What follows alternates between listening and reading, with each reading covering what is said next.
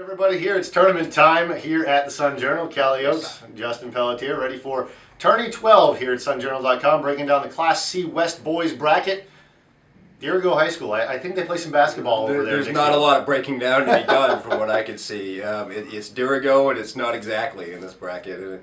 No offense intended to any of the other teams, but Dirigo is a Class C team that could compete in Class A. They've proven that in off-season tournaments, at Christmas time, beating Bangor. Beating Lawrence, hanging in there with Gardner, who's one of the best B teams in the state.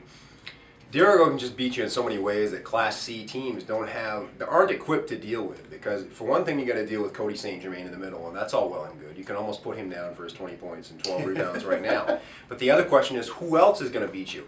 Is it going to be Josh Turbide hitting threes? Is it going to be Ben Holmes grabbing rebounds, limiting you to one shot at your end, and then that outlet pass that runs their fast break? Is it going to be TJ Frost, who, as a junior point guard, he's the one non-senior in the starting lineup, and is just steady, rock steady for them. And then you got Caleb Turner, who's one of the best defensive players in the state.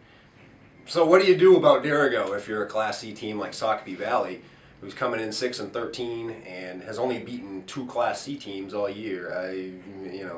On paper, it's one of the biggest mismatches I've ever seen in the tournament. Sure. Well, then, assuming then Dirigo holds seed and is able to get into the semifinals, you've got a Halldale-Madison matchup in there, and neither of those teams really gave Dirigo much of a problem during the regular season either. So in the 4-5, you don't see much of a in the way of a roadblock necessarily for the Cougars there on that side. How about on the other side, Cal? Waynfleet, a WMC team. WMC teams in the C bracket don't generally necessarily do as well against MVC teams. They're playing an MVC team right off the top in Wiscasset in the 2-7, and then another inter-conference matchup in Boothbay and OOB in the 3-6. Waynfleet Wiscasset is a rematch of what was probably the game of the tournament last year, a double overtime quarterfinal that went to Waynfleet, and then Waynfleet went on to face Dirigo in the semifinals and pretty much got drilled.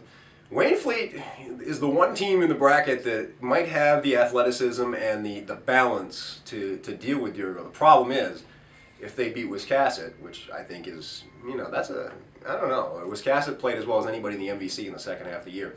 They'll probably have to deal with Boothbay, the number 3 team. Boothbay, coached by I.J. Pinkham, they always play their best ball at the end of the year. Boothbay always finds a way to beat the team that you might think has more athletes and more size and more whatever. And I'm looking at a Dirigo Boothbay final here again, which is what we saw last year. And Dirigo's beaten Boothbay twice. First time it was relatively close. They pulled away in the second half. Second time Boothbay was shorthanded and Dirigo just ran them out of the building up in Dixfield. I think you'll see a little bit combination of the two if it comes to that. I think it'll be close for a half, and then Dirigo will blow the doors off in probably the third quarter and be regional champions for the 4th year in a row. We'll find out next week here as the tournament rolls along. Thank you very much, Kalle, Justin Pelletier. Join us all week here at sunjournal.com/tourney12 for the best in high school basketball coverage.